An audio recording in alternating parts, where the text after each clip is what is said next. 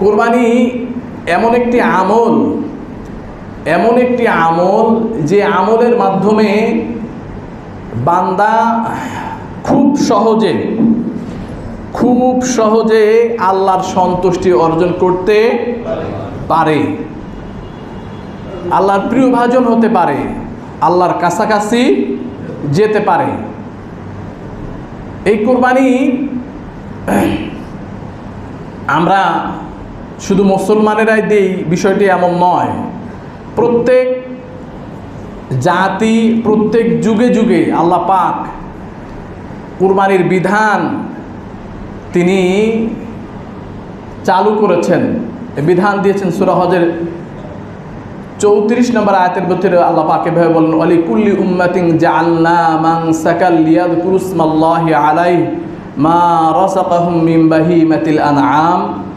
আল্লাহ বলেন, আমি প্রত্যেক জাতির জন্যে কুরবানির নিয়ম চালু করেছি এজন্যে যে আমি তাদেরকে যেই গৃহপালিত পশু দিয়েছি তারা যেন এগুলির উপরে আমার নাম বা আল্লাহর নাম নিতে পারে, অর্থাৎ আল্লাহর সন্তুষ্টির জন্য যেন এগুলি তারা উৎসর্গ করতে পারে। আমরা কোরবানি করি কার সন্তুষ্টির জন্যে? জোরে বলেন আর একটু জোরে বলেন। আমরা আল্লাহ ছাড়া আর কারো নামে কোরবানি করি না।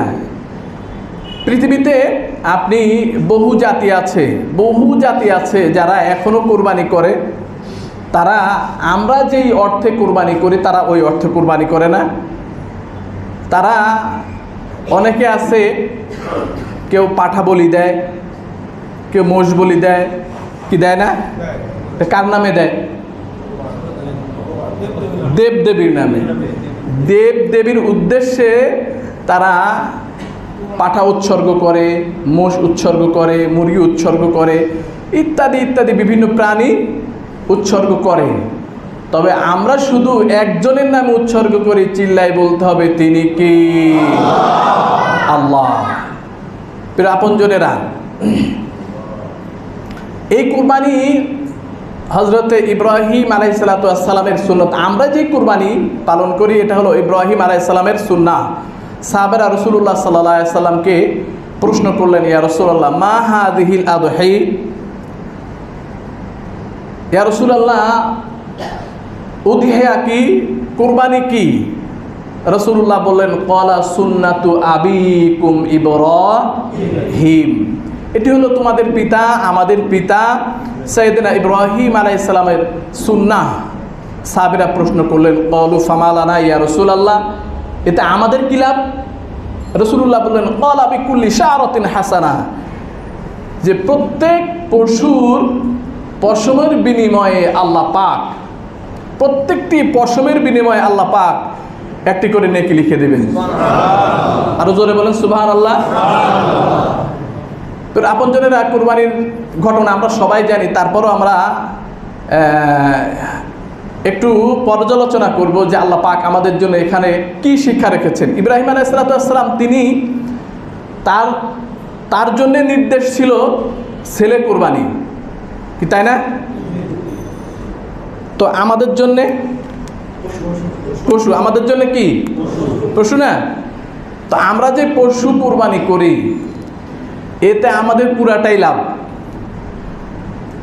লস আছে?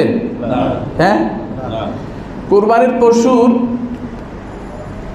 চামড়া আমাদের কাজে লাগে, কুরবানির পশুর গোশত, কথা বলেন, আমাদের কাজে লাগে। আমরা কি করি?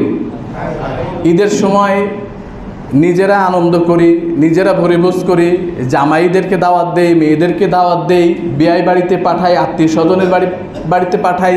তার মানে কোরবানির পশুর এই গোশত দ্বারা পুরাটাই আমাদের উৎসব চলে, ঠিক না? কোরবানির পশুর যে বর্জ্য আছে, আপনার পেটের ভিতরে যেই গোবর বা বর্জ্য, এটি দ্বারা আমাদের ক্ষেত খামারির উপকার হয়, কি হয় না? হয়। কুরবানির পশুর যে হাড্ডি আছে, এই হাড্ডি দ্বারা আমরা কি পাকাই? নিয়ারি পাকাই, তাই না? কোরবানির পশুর দাঁত আমাদের কাজে লাগে, কোরবানির পশুর শরীরে যে পশমগুলি আছে এটাও আমাদের কাজে লাগে। কোরবানির পশু পশম দিয়ে কাজে লাগে না? কি বানায়? শীতের পোশাক বানায় না? শীতের পোশাক বানায়। তার মানে এই কোরবানির পশু পুরাটাই আমাদের লাভ। কোরবানির পশুর শিং, এই শিং আমাদের কাজে লাগে, শিং দিয়ে বোতাম বানায়, চিরুনি বানায়, ইত্যাদি ইত্যাদি। তাহলে পুরাটাই আমার লাভ।